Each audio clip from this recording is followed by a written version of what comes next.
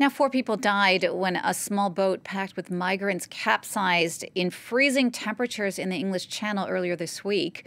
Dozens of others were plucked from the waters of one of the world's busiest shipping lanes in a large-scale rescue operation involving both UK and French emergency services.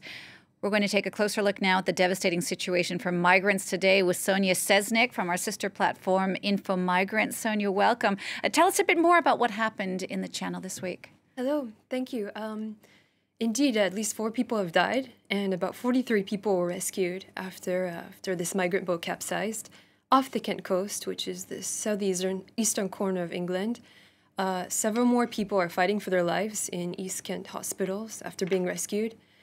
The boat was carrying up to 50 people, including women and children, it's believed, when it ran into difficulties. And accounts of how the tragedy unfolded are still emerging.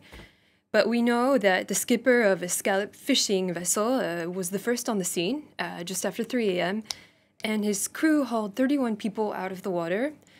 Utopia 56, a French association which helps migrants in Calais, said it received a 22-second WhatsApp message, a voice message at 2:53 a.m. from a man on the sinking boat.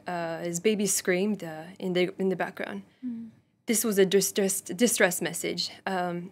This comes after 1 year after the death of 27 migrants in a similar shipwreck in the English Channel, and the day after the British Prime Minister announced a new strategy aimed at addressing a huge backlog in the asylum system and curbing the record numbers of small boat crossings. And why are so many people still trying to cross the Channel despite these treacherous conditions, these many deaths, these policies from the UK?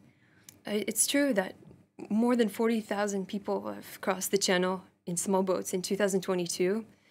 And this is the highest number since these figures began to be collected in 2018, because in 2021, the total was 28,000 people around.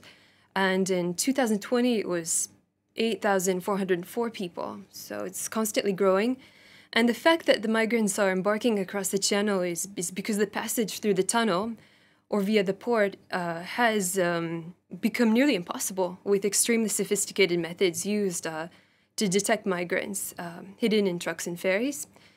And the route has become nearly hermetic, with machines paid for by the English and employed by the French, which measure CO2 levels and detect heartbeats.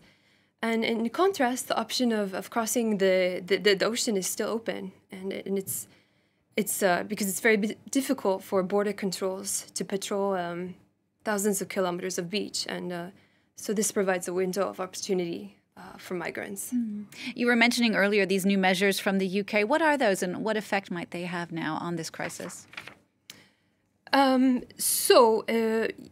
Rishi Sunak on Tuesday, he pledged to speed up the expulsion of Albanians and toughen UK laws as part of a plan to curb the record number of migrants. And so the effect is that Sunak said there's going to be a small boats operational command, and it's going to bring together military and civilian capacities to intercept cross-channel migrants.